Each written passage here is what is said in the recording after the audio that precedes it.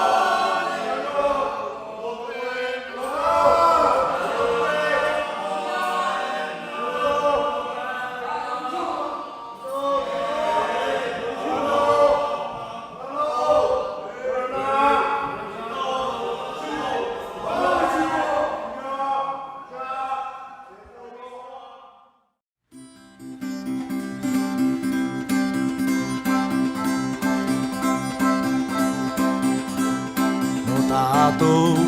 e te mauta e te mau tuahine e pārahine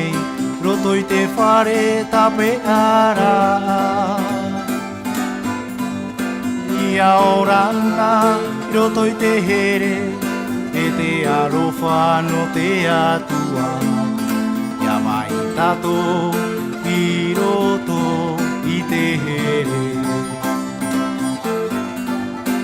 Tātou e te mauta e te matuahine